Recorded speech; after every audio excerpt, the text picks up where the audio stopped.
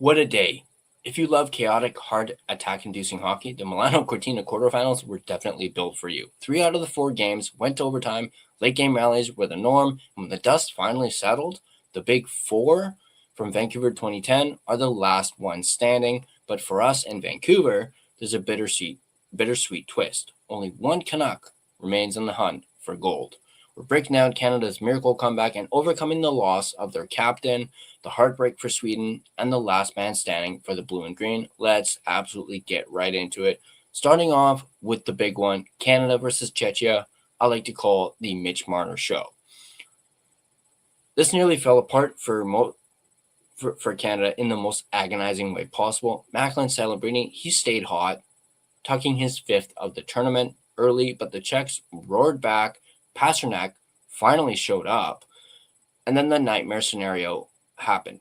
Sidney Crosby left the game after a massive hit from Radko Gudas.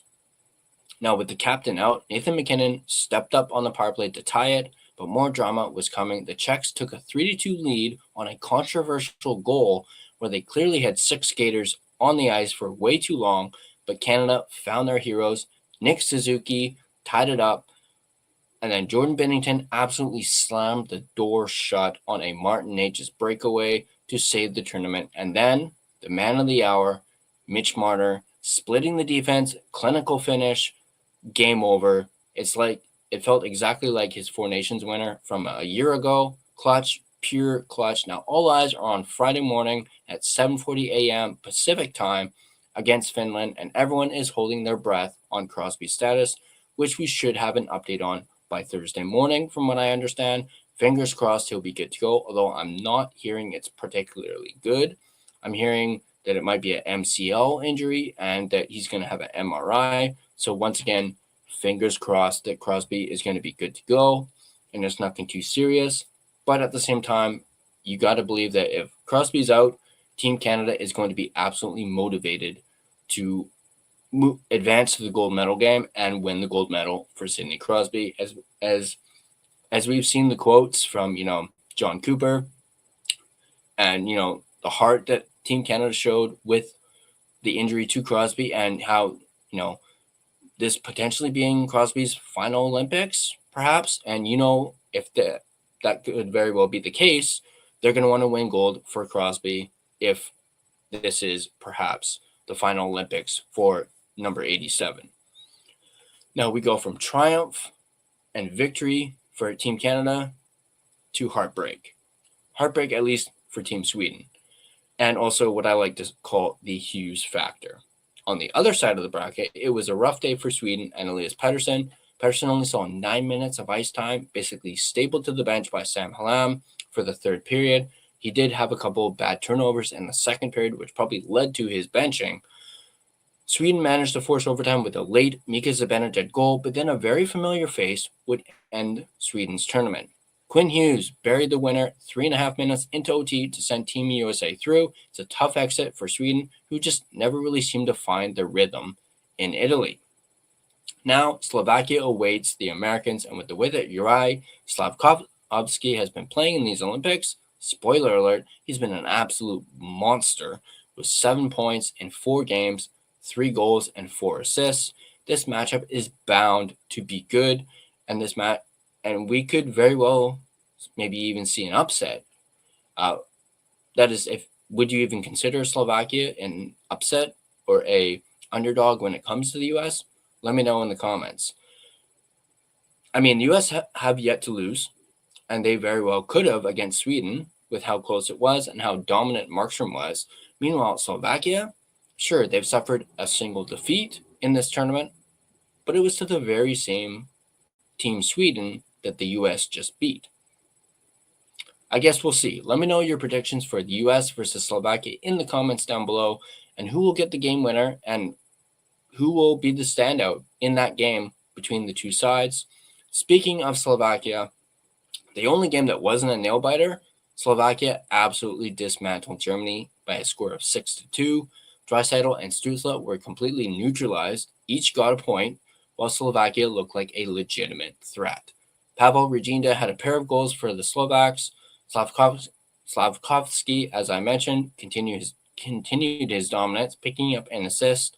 As we mentioned, Dalibor Dvorsky continued his strong tournament with a goal and an assist, while Sam Halavich made 25 saves in the win. At least for the Canucks, we saw Lukas Reichel, who broke the goose egg with his second goal of the tournament after 4 unanswered Slovakia goals. And he also assisted on Frederick Tiffel's third period goal. Little interesting tidbit. With both Reichel and Elias Pettersson now out of the Olympics, Reichel had more points than Elias Pettersson. Granted, it was only 1 point more, but PD also only got his 2 points in a single game.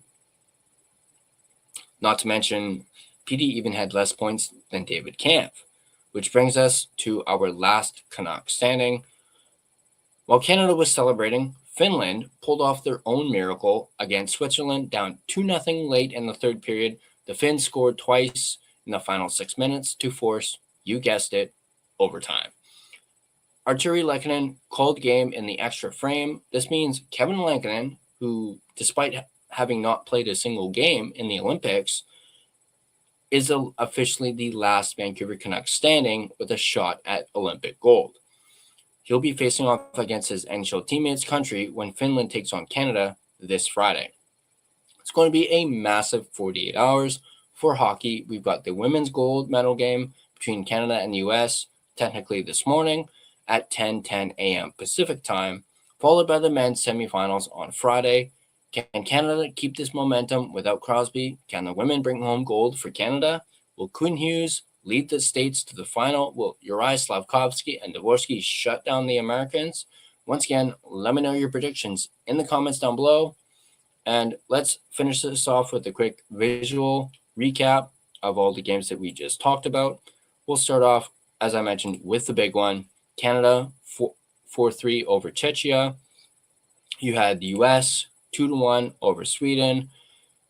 Slovakia 6-2 over Germany. And then you had Finland, who roared back, as we mentioned, 3-2 against Switzerland, the Swiss. And then speaking of the brackets, let's take a look at the brackets going into Friday.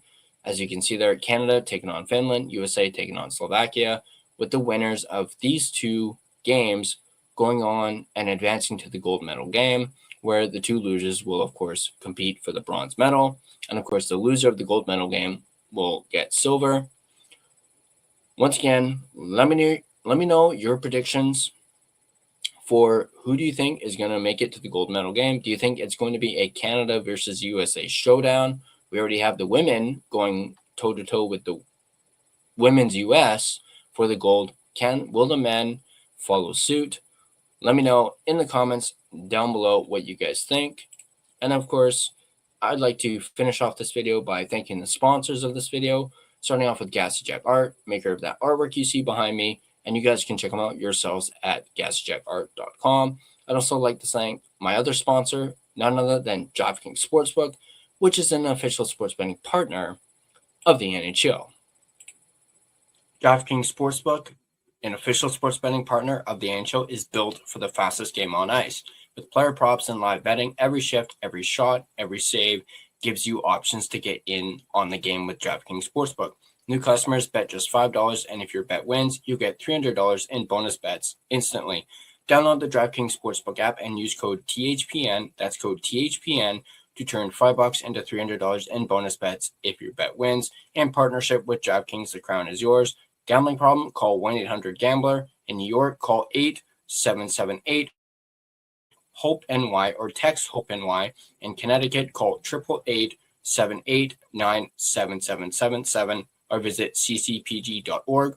On behalf of Boot Hill Casino in Kansas, wager tax pass-through may apply in Illinois, 21 plus in most states, void in Ontario, restrictions apply. Bet must win to receive bonus bets, which will expire in 7 days. Minimum odds required. For additional terms and responsible gaming resources, see dkng.co/audio. This is a limited time offer. Copyright 2026 NHL, all rights reserved.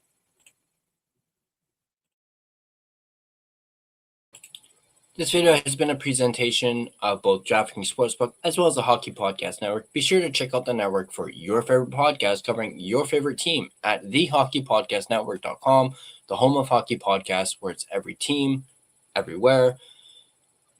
If you enjoyed this Olympics breakdown, be sure to hit that like button and subscribe to the Line Change, and be sure to have your notifications turned on so you don't miss more in-depth analysis of the 2026 Winter Olympics in Milano Cortina. Once again, drop your comments down below, drop your predictions down below. Thanks for tuning in, and I'll catch you guys on the next Line Change.